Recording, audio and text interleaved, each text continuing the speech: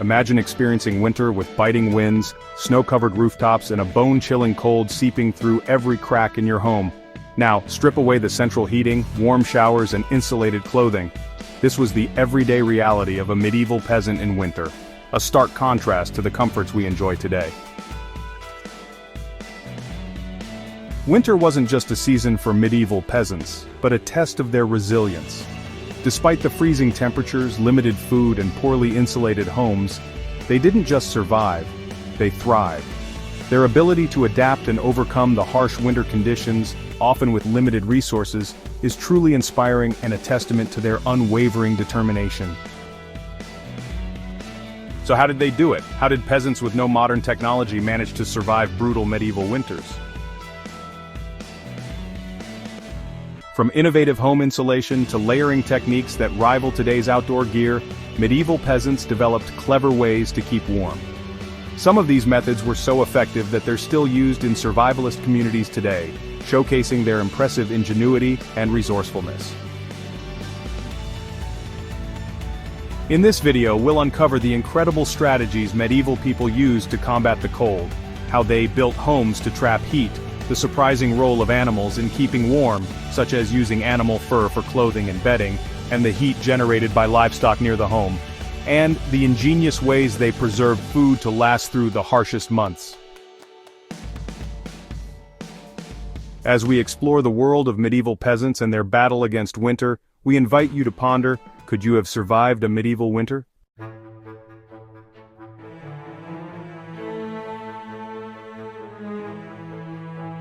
Winter in the medieval world was not just cold, it was brutal, and for the peasants, survival was far from guaranteed. Freezing temperatures, heavy snowfall, and relentless winds turned the countryside into an unforgiving wasteland. Unlike the nobility, who had large stone castles with tapestries, hearths, and thick walls to protect them, peasants lived in simple homes made of wattle and daub, hardly a match for the bitter winter chill. These homes were often small, cramped, and poorly insulated, making them particularly vulnerable to the cold.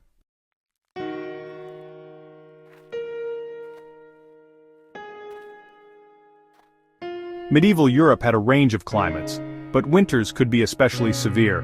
The world was slightly warmer in the early Middle Ages. Still, by the 14th century, Europe entered a period known as the Little Ice Age. This cooling period, known as the Little Ice Age, brought longer, harsher winters, freezing rivers that rarely froze before, and famine due to shortened growing seasons. The Little Ice Age was a period of significant climate change characterized by a drop in average global temperatures. This led to more severe and longer winters, which profoundly impacted the lives of medieval peasants. Entire rivers turned to ice, cutting off transportation and trade. Crops failed, livestock died, and food became scarce. For peasants, who already lived on the edge of survival, this meant one thing: adapt or perish.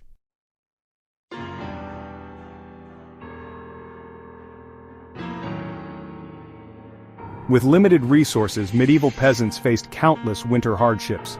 The most immediate danger? The cold itself. Hypothermia was a constant threat, especially for the elderly and the very young. Without modern medicine, illnesses like pneumonia and frostbite could mean a slow, painful death. But the cold wasn't the only enemy. With food supplies running low, hunger could be just as deadly. Grain stores had to last through the season, and hunting was often impossible in the deep snow.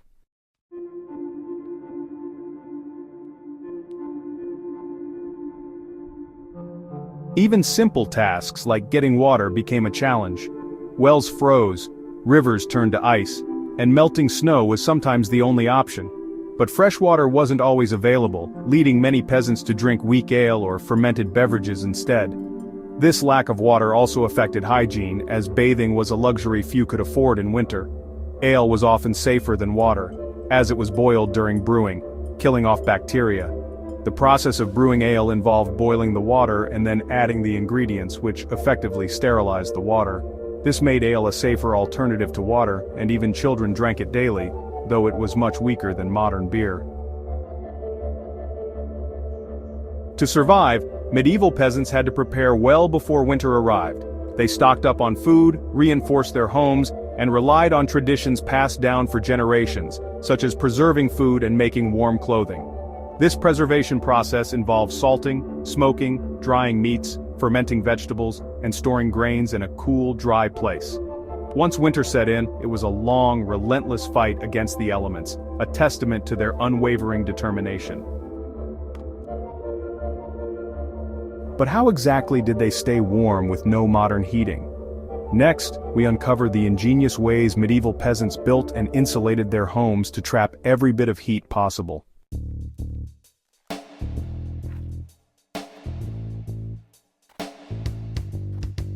Medieval peasants didn't have brick houses or cozy fireplaces when winter struck. Their homes were simple, often built with whatever materials were available. Yet, despite their modest construction, these houses were designed to trap and retain as much heat as possible, showcasing the peasants' resourcefulness in using what they had at hand. Most peasant homes were made of wattle and daub, wooden frames filled with sticks, clay, and straw. While this wasn't the best insulator, it was cheap and easy to build. These walls helped block wind and kept the worst of the cold out, but to indeed survive winter, peasants had to get creative. Unlike noble homes with large stone fireplaces, most peasant homes had a simple open fire pit in the middle of the room. This fire was the heart of the house. It provided warmth, cooked food, and even helped with light. Early medieval cottages often had no chimney. Instead, the smoke from the fire filled the room before escaping through a hole in the roof. While this made the air thick and difficult to breathe, the smoke had a hidden advantage. It helped insulate the roof, trapping warmth inside. Families slept as close to the fire as possible to maximize the fire's warmth. Beds of straw helped insulate body heat, and thick woolen blankets were rare but valuable possessions. But keeping the cold out was a constant struggle, even with a fire. Peasants used every trick to seal their homes against the icy wind. Straw and cloth were stuffed into cracks in the walls, and extra layers of mud were added to reinforce insulation. Glass windows were a luxury peasants couldn't afford. Instead, they used oiled cloth, thin wood, or animal hides to cover their windows, keeping out the chill while letting in a bit of light. The floor of a peasant home was often just packed earth, but in winter it was covered with thick layers of straw or rushes. This helped insulate the ground, preventing the cold from seeping into the living space. One of the most unusual but effective ways peasants kept warm was by sharing their homes with animals. Chickens, pigs, and even cows were sometimes brought inside during the coldest months.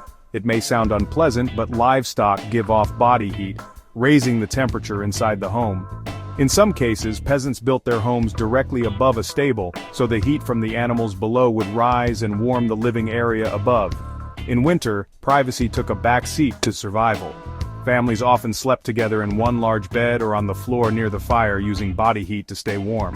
The closer they slept, the warmer they stayed. At night, people layered on as many clothes as possible.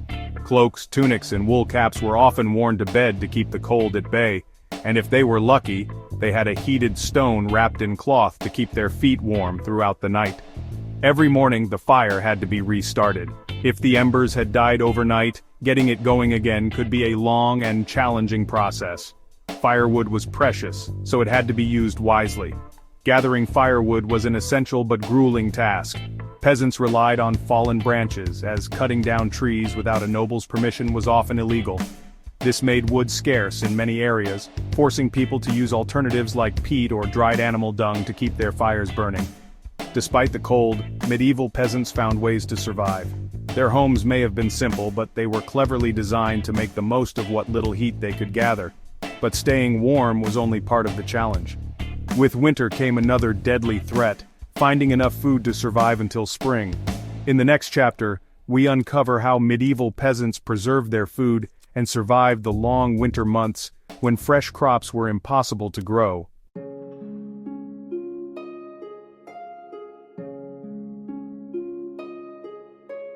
Surviving medieval winters wasn't just about finding warmth indoors. Peasants also had to battle the freezing cold whenever they stepped outside. Without modern winter coats or thermal wear, they relied on clever layering, natural materials, and centuries-old techniques to stay warm. The secret to staying warm in winter wasn't wearing one thick coat, but instead layering multiple pieces of clothing.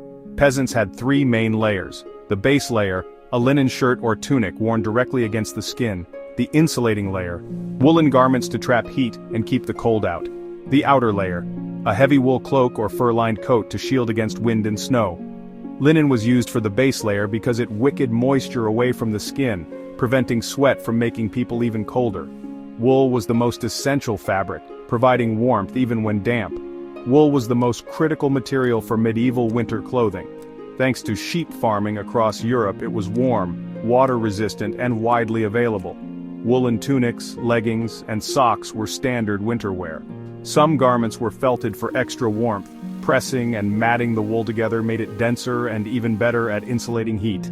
One of the most essential winter garments was the cloak. These thick woolen coverings were draped over the shoulders and fastened at the neck with a simple brooch or tie. Cloaks protected against wind and moisture. Some were even lined with fur for added warmth, though this was a luxury that only wealthier peasants could afford.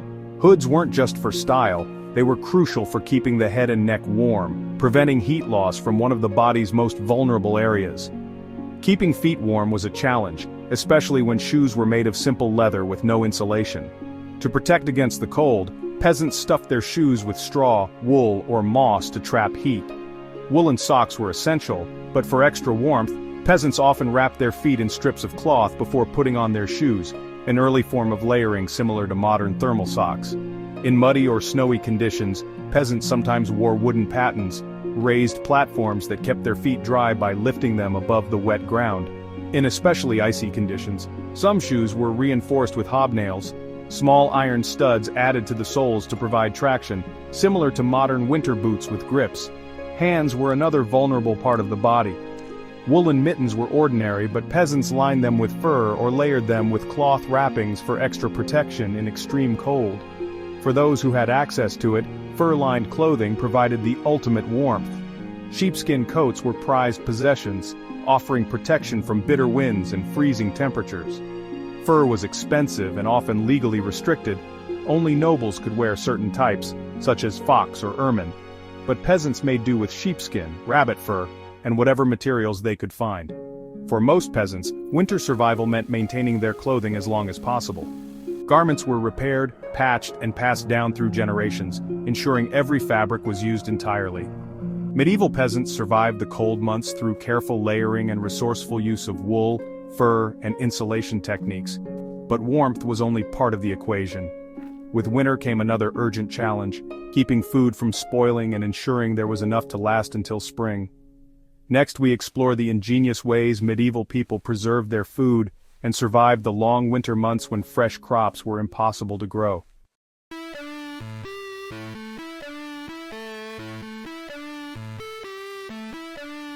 For most peasants, winter wasn't just cold, it was relentless. Unlike castles or noble homes with large stone hearths, peasant cottages had only minor fires or in some cases no fireplaces. So how did they manage to stay warm? The answer lies in clever, resourceful heating techniques beyond the fire itself. Most peasant homes had an open hearth at the center of the house. This fire served multiple purposes: cooking, heating, and even providing light. But firewood was a scarce and valuable resource. Unlike today, where we can burn wood freely, medieval peasants had to be extremely careful with how much they used. Firewood was expensive and in some cases even illegal to collect from certain lands owned by lords or the church. Because of this, peasants often relied on alternative fuels. Peat, compressed plant matter found in bogs, was commonly burned in some regions. In other areas, dried animal dung was used as a slow-burning heat source, giving off warmth without wasting precious wood. Since firewood was scarce, medieval people found ways to prolong the heat. One of the most effective methods was heating stones or bricks in the fire and then radiating warmth through them.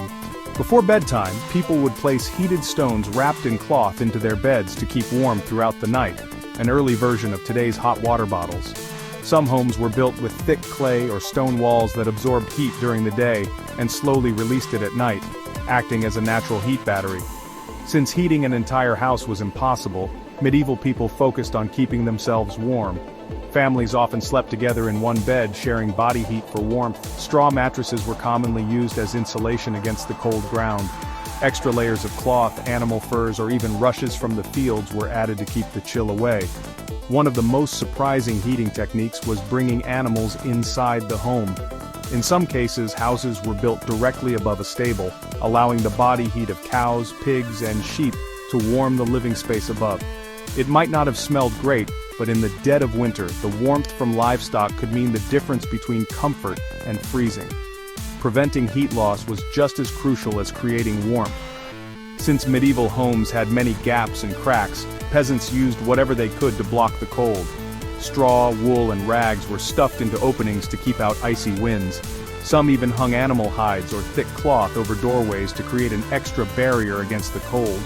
Since glass windows were a rare luxury, peasants covered their windows with an oiled cloth or thin wooden shutters, keeping warmth in while still allowing a bit of light through. During the harshest winters, many peasants relied on their communities to survive. Taverns, churches, and even barns became places where people could gather to share warmth and conserve resources. Warmth wasn't just physical, it was social. The company of others helped boost morale and made the long, cold months feel a little more bearable. Even without modern heating, medieval peasants found ways to keep warm through resourcefulness and tradition. But staying warm was only half the battle. With long winters and no fresh crops, food became a primary concern.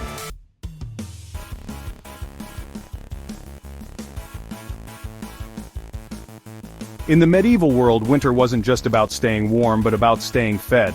With no fresh crops, modern refrigeration, and unpredictable weather, peasants had to rely on age-old preservation techniques to keep food until spring. Food was never guaranteed for medieval peasants, especially in winter. Starvation became a real threat if the harvest was poor or supplies ran out too soon. Unlike today, where food is always available in stores, medieval peasants had to ration what they had carefully. That meant preserving food months in advance, using methods passed down for generations.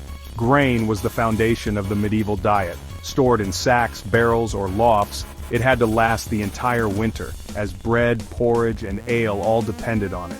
The bread was a staple, but peasants had to be careful. Grain could spoil, be eaten by rats, or even mold in damp conditions. To prevent this, they kept it dry and sealed away from pests. And when grain supplies ran low, peasants turned to ale. Weak beer was a typical drink, even for children, because it was safer than drinking water and provided much-needed calories. Fresh meat was rare in winter, so medieval peasants had to preserve what they had. One of the most effective methods was salting, rubbing the meat with large amounts of salt to draw out moisture and prevent spoilage. Smoking was another technique. Drying meat over a fire could be stored for months without rotting. This was common for fish, pork, and even game when hunting was allowed. Drying was yet another way to make food last. Strips of meat were left out in the cold air, slowly losing moisture until they became tough but edible for months. Since fresh vegetables wouldn't grow in winter, medieval peasants turned to fermentation. Foods like cabbage were preserved in brine to make dishes like sauerkraut, which could last for months. Pickling was another way to extend the life of vegetables. By submerging them in vinegar, peasants could store onions, cucumbers, and even garlic to provide flavor and nutrition long after the growing season. Fresh milk spoiled quickly, but medieval peasants had ways to make it last. Cheese and butter were standard solutions. Processing milk into these forms allowed it to be stored and eaten throughout winter. Hard cheeses, aged for months, were especially valuable in cold weather. They could be eaten or added to meals to provide essential fat and protein. Despite their struggles, medieval peasants found ways to survive. A typical winter meal might include thick porridge made from oats or barley, dark bread often mixed with rye or peas to make supplies last, vegetables like onions, turnips, or preserved cabbage, salted or smoked meat if available, and weak ale or water infused with herbs to stay hydrated. Soups and stews were common in winter because they stretched limited ingredients, keeping families full and warm. Bones were boiled for broth, and any scraps of meat or vegetables were thrown in to create a nourishing meal, but not everyone made it through winter. If food supplies ran out before spring, famine became a deadly threat. Starving peasants would resort to desperate measures, eating tree bark, acorns, or whatever they could find. Some years were especially brutal. The Great Famine of 1315 to 1317, caused by harsh weather and failed crops, devastated Europe. Thousands perished, and some even resorted to eating grass or leather to survive. Through careful planning, preservation techniques, and sheer determination, medieval peasants found ways to endure even the harshest winters. But food was only one part of survival. Community and social traditions played an equally important role in surviving the long, dark months. In the next chapter, we'll explore how medieval peasants relied on festivals, traditions, and community gatherings to survive winter's mental and physical toll.